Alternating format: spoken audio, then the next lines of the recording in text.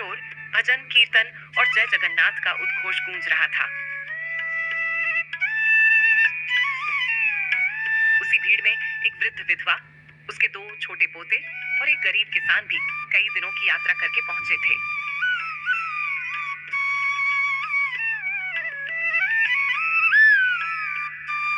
उनके पास धन नहीं था, रास्ते का सारा भोजन समाप्त हो चुका था। फिर भी उनके चेहरे पर शिकायत नहीं थी, क्योंकि उन्हें विश्वास था कि जगन्नाथ अपने किसी भी भक्त को भूखा नहीं रहने देंगे। उधर मंदिर की रसोई में उस दिन असाधारण भीड़ के कारण अफरा तफरी मच गई। परीक्षा नहीं, सेवक पूरी निष्ठा से भोजन बना रहे थे, लेकिन भक्तों की संख्या इतनी अधिक थी कि कुछ लोग बिना महाप्रसाद पाए ही लौटने लगे।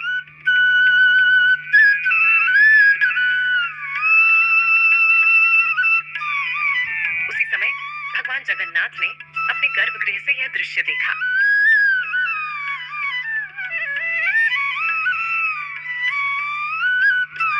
उन्होंने माता लक्ष्मी की ओर देखा, धीमे स्वर में मेरे कहा, द्वार से कोई भूखा लौट जाए, इससे बड़ा दुख मेरे लिए और क्या होगा। माता लक्ष्मी ने मुस्कुराकर कहा, प्रभु, आज आपके भक्तों की परीक्षा नहीं, आपकी करुणा की परीक्षा है।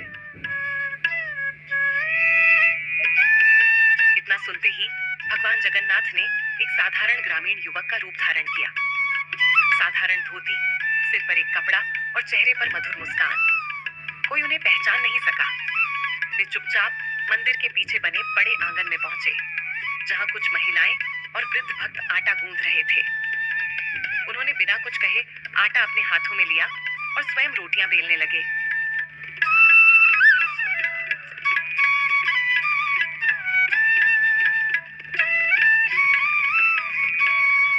एक वृद्धा ने हंसते हुए कहा, बेटा, लगता है पहले कभी रोटियां नहीं बनाई।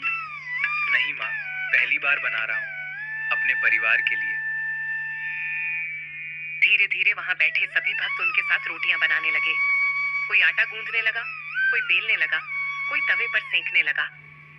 आश्चर्य की बात यह थी कि जितना आटा उपयोग होता, उससे कहीं अधिक आटा अपने आप परात में दिखाई देने लगता। घी समाप्त होने का नाम ही नहीं ले रहा था।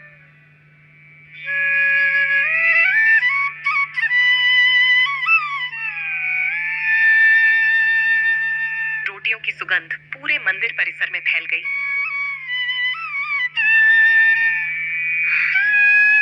उधर सेवकों ने देखा कि मंदिर के पीछे हजारों लोगों को भोजन मिल रहा है। माँ ठहरिए, महाप्रसाद आ गया है, कृपया वापस आइए। प्रभु, मुझे विश्वास था कि आप अपने भक्तों को कभी भूखा नहीं लौटाएंगे। दादी, गरम गरम रोटियां, जय जगन्नाथ। जब सभी भक्त प्रेम से रोटियां बना रहे थे और महाप्रसाद ग्रहण कर रहे थे, उसी बीच वह साधारण ग्रामीण युवक चुपचाप वहां से उठकर कहीं चला गया। वो युवक आखिर गया कहाँ? ऐसा लगता है जैसे वो कभी यहाँ था ही नहीं। कुछ ही देर बाद मंदिर के सेवक और पुजारी वहां पहुंचे। ये कोई साधारण युवक नहीं था, लगता है स्वयं प्रभु हमारी रसोई में पधारे थे। जय जगन्नाथ। महाराज, वो युवक साधारण नहीं था, उसने अकेले ही हजारों रोटियां बना दी। जहाँ कुछ समय पहले भोजन की भारी कमी थी, वहीं अब महाप्रसाद हर ओर ताजी रोटियों के ढेर लगे थे। जिस घर में जगन्नाथ का नाम है, वहाँ कोई भूखा नहीं रहता। बड़े बड़े पात्र अब भी आटे और घी से भरे हुए थे और हजारों भक्त तृप्त होकर महाप्रसाद ग्रहण कर रहे थे। मुख्य पुजारी ने चारों ओर नजर दौड़ाई और पूछा, वह युवक कहाँ है? कहीं नहीं मिला।